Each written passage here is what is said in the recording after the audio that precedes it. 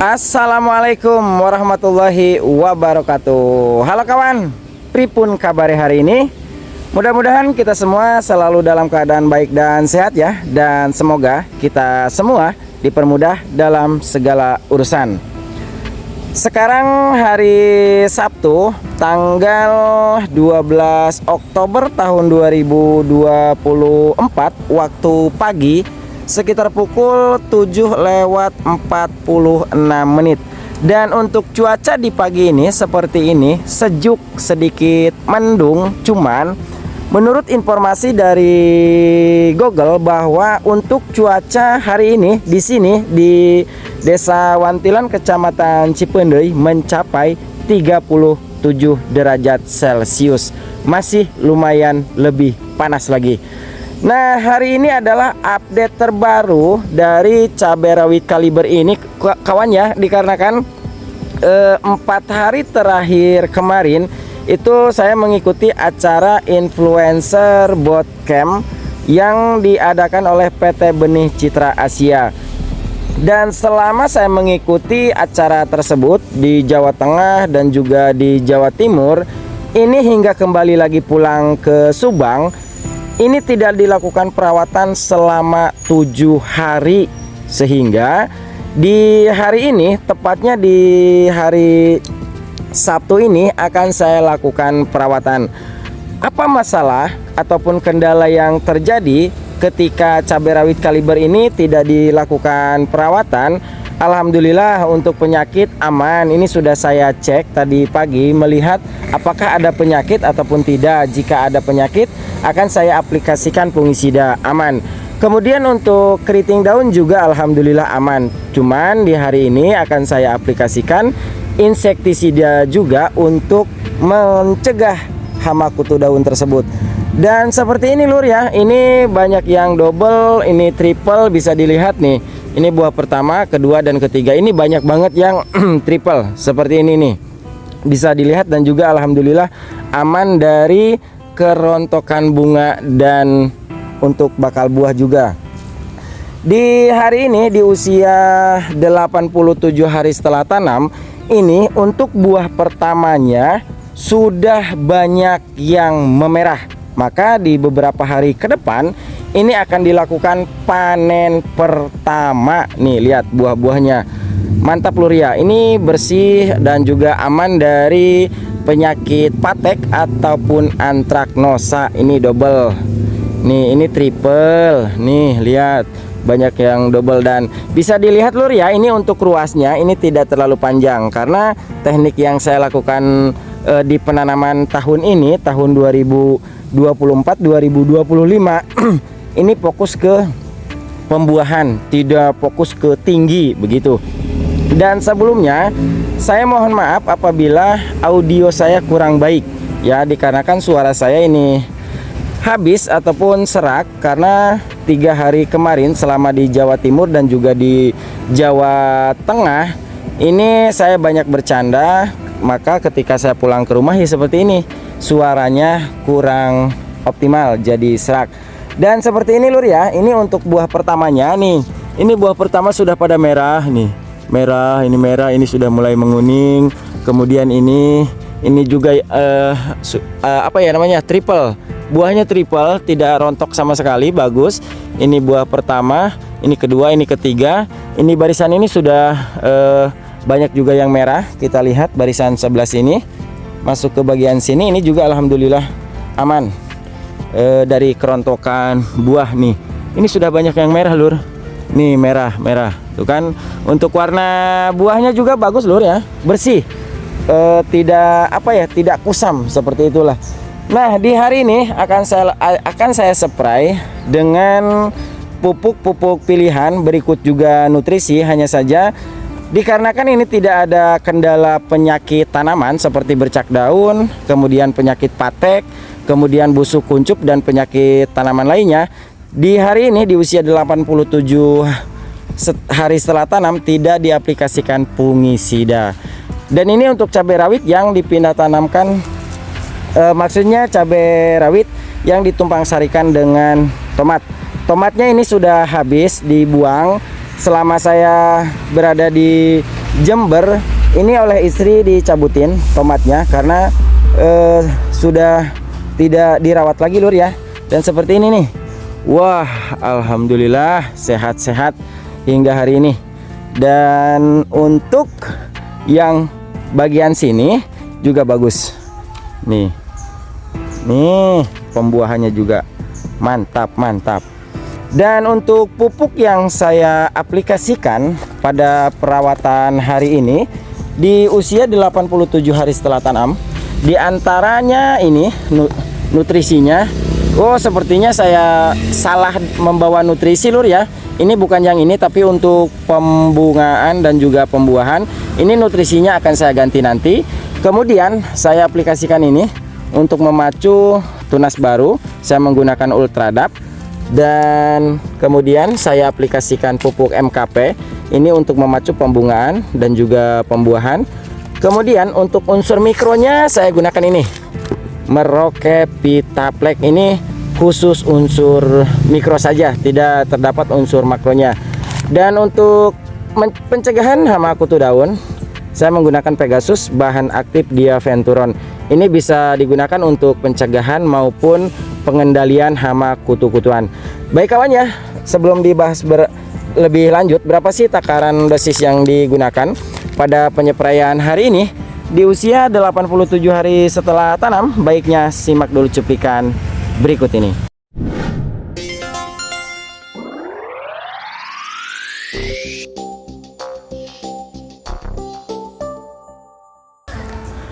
Bagi kawan-kawan yang ingin melihat aktivitas saya ketika mengikuti acara Influencer Bootcamp yang diadakan oleh PT Benih Citra Asia, sudah saya share seluruh aktivitasnya di Facebook. Cuman belum semua video saya share semua. Ada video-video tertentu, video-video yang sedang di dalam gudang, proses ini, proses itu, belum saya share semuanya lur ya. Dan akan saya share di Facebook, dan beberapa video akan saya share juga di YouTube. Baik lur ya, ditakutkan ini cuacanya ataupun mataharinya terlalu siang, karena untuk suhu panas di hari ini mencapai 37 derajat Celcius. Dan yang pertama kali yang akan saya aplikasikan ini MKP. Dan tidak lupa juga ini untuk nutrisinya, saya tadi sudah pulang ke rumah dulu untuk mengganti nutrisinya dengan ini Jimmy Hantu khusus untuk masa pembuahan. Yang pertama kali ini yang akan saya larutkan terlebih dahulu ini MKP. Untuk MKP nya akan saya gunakan sebanyak 1. Ini dosis yang saya gunakan ini per tangki 16 liter. Oke lur ya. Kemudian ini sendok yang kedua. Untuk takarannya full saja seperti ini. Sendok kedua, kemudian ini ketiga. Dan mungkin cukup saya gunakan sebanyak 4 sendok makan saja. Dan kemudian setelah MKP ini dilarutkan, berikutnya ini akan saya gunakan pupuk Ultradap. Karena Ultradap ini dia memiliki kandungan fosfatnya sebesar 60% dan juga nitrogennya 12%. Untuk Ultradapnya cukup akan digunakan sebanyak 1 dan 2. Nah, begitu lur ya. Dan kemudian ini dilarutkan terlebih dahulu. Nah, untuk takarannya MKP dan Ultradap itu perbandingannya 2:1. Begitu lur ya. 2 bagian pupuk MKP dan 1 bagian pupuk Ultradap. Jika kawan-kawan menggunakan MKP ini sebanyak 8 sendok makan per tangki, bisa silahkan. Berarti penggunaan pupuk Ultradapnya bisa digunakan sebanyak 4 sendok makan, 2 bagian MKP, 1 bagian Ultradap. Begitu lur ya.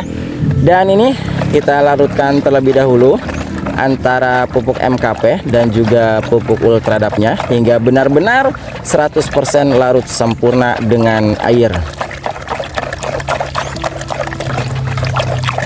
Jika sudah 100% larut sempurna, kemudian saya aplikasikan ini Merauke Vitaplek. Ini sangat kaya unsur hara mikronya. Ini ada ini nih di sini kandungannya. Saya tidak akan menyebutkan karena untuk mempercepat waktu dan durasi saja, karena di video beberapa minggu yang lalu ini sudah saya jelaskan.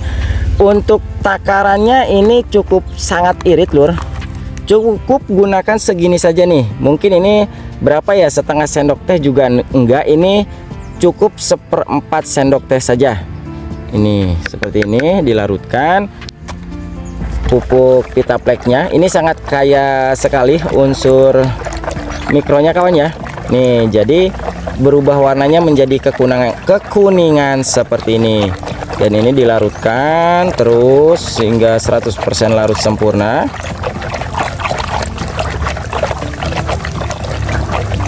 Jika sudah benar-benar 100% larut sempurna, kemudian ini tinggal dimasukkan dulu ke dalam tangki sprayer. Untuk aplikasi nutrisi dan juga insektisidanya akan saya larutkan di dalam air yang berbeda. Bismillahirrahmanirrahim. Air gening berat cuy. Nah ini dilarutkan ke dalam tangki sprayer kawan ya. Untuk warna ininya warna airnya menjadi kekuningan seperti ini. Berikutnya saya akan melarutkan nutrisi dan juga insektisida. Yang pertama kali ini akan saya larutkan terlebih dahulu. Ini pupuk nutrisinya apa saja bang, itu kandungannya. Oke, di sini akan saya jelaskan untuk kandungan pada nutrisi ini. Ini memiliki karbon organik sebesar 14,87%, kemudian unsur NPK organiknya 4,65%, N organiknya 1,14%, pH-nya dia memiliki 5,8 dan dilengkapi juga dengan 17 asam amino dan kandungan mikro lainnya. Ini untuk takaran ini saya gunakan per tangki 16 liter itu saya gunakan sebanyak 3 tutup botol saja, karena takaran per satu tutup botol ini takarannya 10 ml. Tiap satu tutup botol ini bisa dicampurkan dengan 5 liter air. Cukup gunakan 3 tutup saja. Kemudian ini harus dilarutkan terlebih dahulu hingga 100% larut sempurna. Begitu kawan ya. Mohon maaf ini kalau suaranya ataupun suara audionya kurang sempurna dikarenakan selama 3 hari saya berada di Jawa Timur dan juga di Jawa Tengah itu banyak bercandanya, begitu lur ya, banyak ketawa-ketawanya ya, banyak apa ya, huru haranya lah. Saya ketemu orang yang satu server dari Makassar dan dari berbagai apa ya, pelosok Nusantara. Jadi banyak ketawa, bercanda, sehingga ketika saya pulang ke rumah ya seperti ini, suaranya menjadi hilang. Dan mohon maaf kalau audionya ini kurang bagus, begitu kawan ya. Nah ini kan sudah 100% larut sempurna dengan air nutrisinya. Kemudian untuk ini untuk pemakaian insektisidanya saya menggunakan insektisida dari Pegasus. Ini memiliki bahan aktif Diaventuron 500 gram per liter. Kemudian untuk dosis per satu tangki 16 liter ini akan saya gunakan sebanyak 8 mili saja. Berarti untuk dosis per liternya itu kurang lebih sebanyak 0,5 mili per liter. Bisa dilihat kawan ya, nih saya gunakan sebanyak 8 mili saja takaran untuk pemakaian satu tangki 16 liter. Dan untuk insektisida jenis SC itu ya seperti ini lur ya. Jadi dia bentuknya itu lebih kental lagi, mirip seperti apa ya, seperti cat tembok lah. Insektisida ataupun fungisida yang jenis SC ini lebih ke bentuknya itu seperti cat. Nah ini akan saya larutkan terlebih dahulu insektisida, berikut nutrisinya ini dilarutkan terlebih dahulu hingga 100% larut sempurna dengan air. Ini tinggal dimasukkan saja ke dalam tangki sprayer kawan ya. Bismillahirrahmanirrahim. Nah, kalau tadi itu bentuk cairannya dia kekuningan. Nah, kalau yang ini lebih ke putih susu lur ya. Selanjutnya ini tinggal diisi air pool saja. Begitu kawan. Nih, seperti ini kita isi air pool.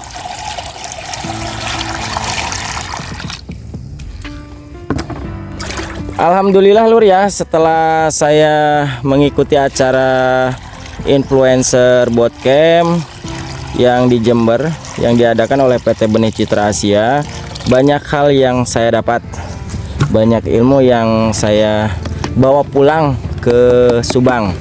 Insya Allah ilmu yang saya dapat dari sana akan saya share ke kawan-kawan semua. Begitu kawan ya, karena sebaik-baik orang ialah yang bisa memberi manfaat untuk orang lain. Dan nitip salam juga untuk kawan-kawan influencer saya, baik itu yang berada di Makassar dan juga di Lampung, kemudian di berbagai kota dan wilayah. Begitu lur ya, dari Sabang sampai Merauke. Nah, jika ini sudah 100% larut sempurna, ini tinggal disepraikan saja ke masing-masing tanaman. Baik kawan ya, saya akan melanjutkan dulu untuk melakukan penyepraian hari ini. Nanti akan saya perlihatkan seperti apa perkembangan setelah dilakukan penyepraian.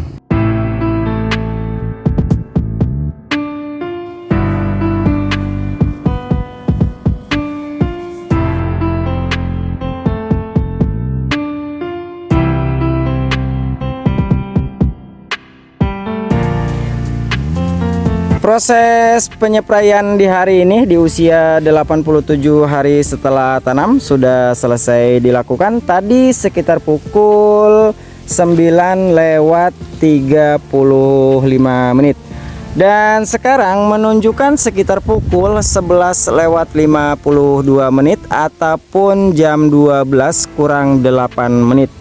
Untuk panas di sini menurut informasi Google mencapai 37 hingga 39 derajat. Cuman untuk cuaca di hari ini seperti ini. Tuh awan mendungnya. Mudah-mudahan segera turun hujan lur ya. Ini dikarenakan cabai rawit kaliber yang saya tanam ini sangat-sangat kekurangan air. Bisa dilihat ini untuk pertumbuhannya ini apa ya, stagnan, jadi tidak berimbang gitu. Ada yang kecil, ada yang tinggi, ya begitulah. Tanaman tidak akan sempurna dan tidak bisa melakukan proses fotosintesis jika tanaman kekurangan air.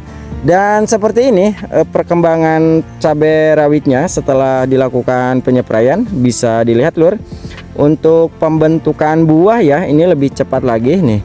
Seperti ini sedang proses pembentukan buah. Wah, pokoknya mah alhamdulillah selama saya berada di Jawa Timur dan juga di Jawa Tengah, meskipun ini tidak saya rawat selama 7 hari, alhamdulillah cabai rawit kaliber ini aman dari serangan hama dan penyakit tanaman. Begitu kawan ya. Dan ini bisa dilihat nih buah-buahnya.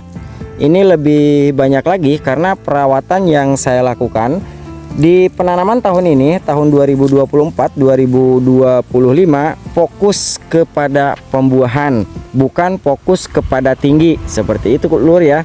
Nih alhamdulillah buahnya double-double, kemudian triple-triple, dan ini sudah mengeluarkan apa ya, pupus ataupun kuncup barunya supaya pembungaan dan pembuahan itu terus-menerus berkelanjutan. Begitu kawan ya. Karena begini, kalau kuncup baru ataupun pupus barunya itu tidak tumbuh, maka tanaman cabai tidak akan berbuah lagi. Jadi yang kita fokuskan itu pembentukan tunas ataupun kuncup barunya.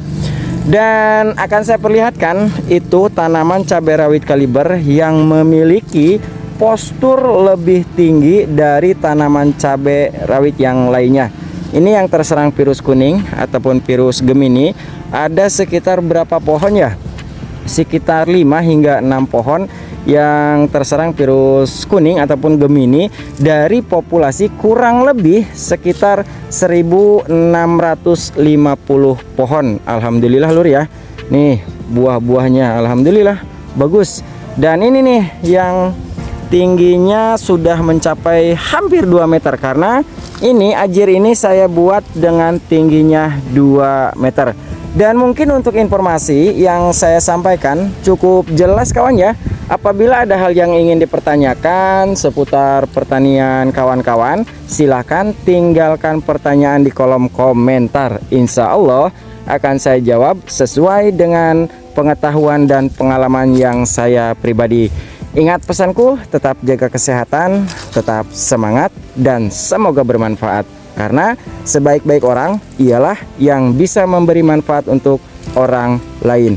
Terima kasih dan sampai jumpa di informasi perawatan bermanfaat berikutnya.